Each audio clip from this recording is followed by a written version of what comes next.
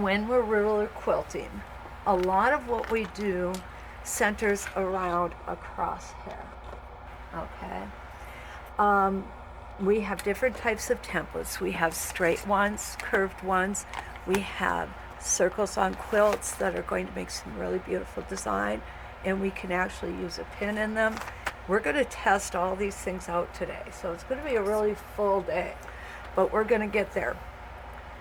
This stuff is the boring stuff, but it's important that you know this, because otherwise you're not going to turn out the way you want to on your projects. What I do first of all, I make 17-inch squares for practice. The reason I do that is because I have an 8.5 by a 24-inch ruler and I don't have to math. So what I'm going to do is I'm going to take, and at 8.5 inches, I'm going to place a line down the whole center of this vertically. And then I'm going to do the same thing horizontally. Okay. Now, to do the horizontal line, what I like to do is take any one of these rulers, or any one of these lines on my ruler, and lay it down on the line I just drew.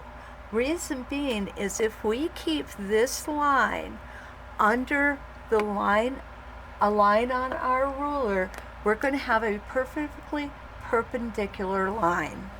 And that's what we want. We want to have a 90-degree angle right in the center of our block.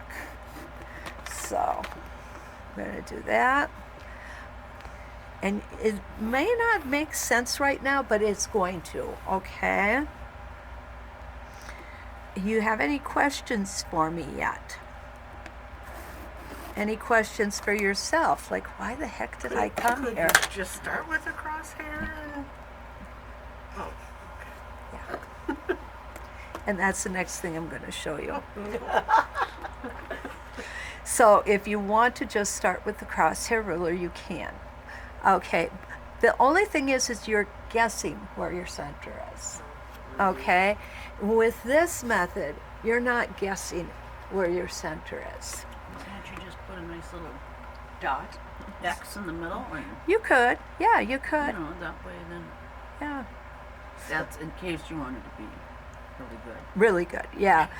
You know what? I'm not that good at measuring, so I do tend to go with the full line, vertical and horizontal first. A lot of the instructors don't do this, but this is me. I'm kind of suspenders and a belt kind of thing, So I do like to make sure this, by having it drawn on this way, my center is very easy to mark here. I can see where that intersects through that little hole. Now, if you want to be Judy,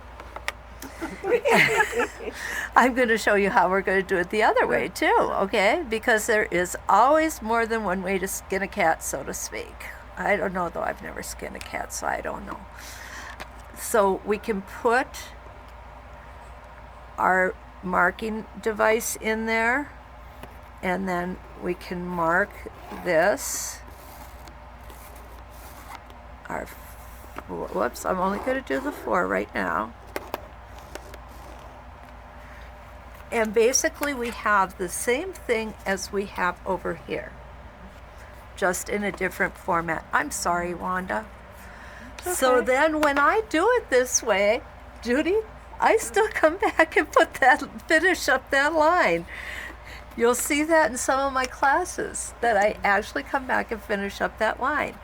I don't know, it's just the stubborn German in me wants it this way, So there we go, we've got our crosshair.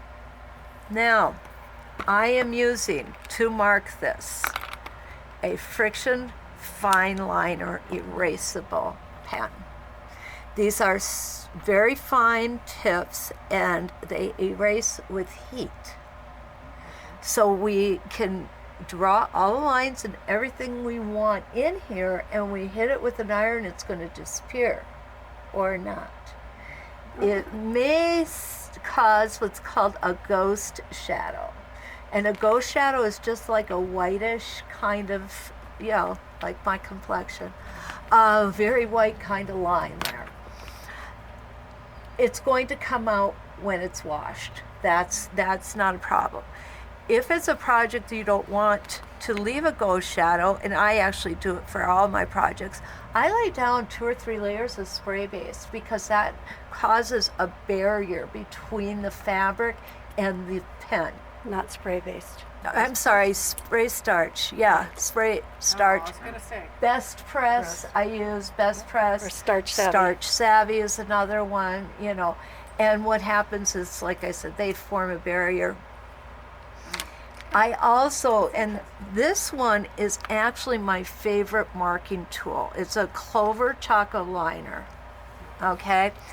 When I buy it, I immediately open up and throw away the powder. And if you're not careful, your family's going to think you were snorting cocaine. So be cautious, okay? Be cautious. I throw it away, and then I fill it back up with Hansy's Ultimate Pounce Powder. Nancy's? Hansy's. Nancy. Yes. H-A-N. Yep. I do carry most of these things here in the shop too. Okay. But I use the Ultimate Pounce Powder because that also is heat resistant. It will come off with the heat. It also may leave a ghost shadow. But your ghost shadows will wash out, so it's not a real big deal. The bowhen, and these come in a lot of different brands. I call them a ceramic lead pencil, but what it is it's compressed chalk. This does not iron off, so you have to have something to take it off. And one of the things that we found that does a good job, could you hand me that? There we go.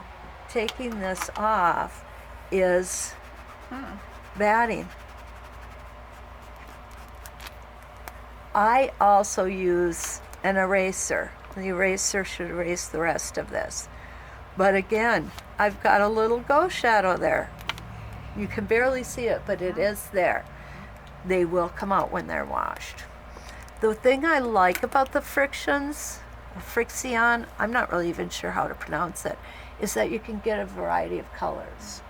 I do not carry these in the shop, and the reason being is it costs me of $12.50, I think it is. The price has gone up, I'm sure by now, to get a package of 10, and you can buy a package of 10 at Walmart for $11.95. So, yeah, I know. I don't have the buying power Walmart has. Go figure. I mean, I don't get that. You're working on I got no damn peanut butter, so. They got no peanut butter? Tuesday had nothing, just little jars.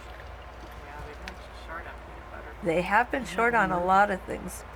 So anyway, what I'm going to do is I'm going to show you first what we call an 8-point rotation. If your pattern says mark an 8-point crosshair or 8-point rotation, this is what they are talking about. I told you this was going to be a lot of boring talking to begin with, didn't I? This is an 8-point rotation. If you have a pattern that says make a 16-point rotation, you don't need another ruler. What we do is we just follow the lines on our 8-point ruler. Again, find that center, and that's going to line up the center lines on our ruler. And now we can draw in 8 more rotations, and it's going to be perfectly aligned.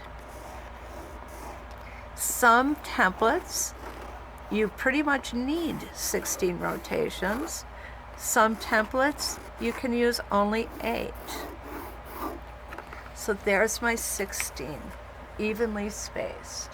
And this is awesome if you do free motion too, if you're working on mandalas, which are really popular all of a sudden before free motion people. So it does come in handy. Okay. So now that I've got that, I think what I'm going to do is I'm going to set you guys loose to get your top mark with 8 rotations only. And I do have rulers for you here. They are a little smaller than the one I'm using, But they work. but they work. Okay. Oh, and these don't have stable tape. Don't take off on me just yet, okay? No. Teacher. Thank you. I want to get some stable tape on these. So let me show you how we work with the stable tape. The stable tape is designed to keep, exactly what it says, to keep our templates stable so that they don't run around on us. And I always put the stable tape on the back of my rulers and templates. Let me get some out here. So, Lynn, there you go. Judy, One on your mic. no, Chris, I have the Melody. ruler. you have some already? My ruler has it on. Oh, okay. Oh, yeah, yours does. That's right. One of them did. Yes. Yes. And that's it. So what I'm going to do, I'm going to show you guys the easy way to put this on. There's an easy way and a hard way, right? You know, I always did it the hard way until I saw a class and somebody showed this method and it works so much better. I used to cut these all apart and then try and, pry them off of this backing paper. So what I was taught, and I don't know which one of the educators taught this, but if I ever see her, I'm going to give her a huge hug for this. I go ahead and start pulling it off and then just make my cut. I must have seen that same class. You must have, huh? Yep. Because that's the way I do it. Maybe. Yeah. I want to think it was Donnell. It's probably done out. That's what I'm thinking too.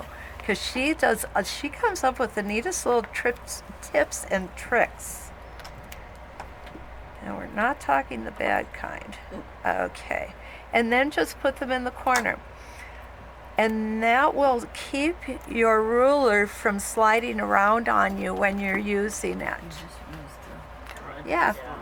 Just adhere them. Or, if you want, And then you let's can go have ahead and this get one. an 8-point crosshair marked on our quilt sandwich. Thank you.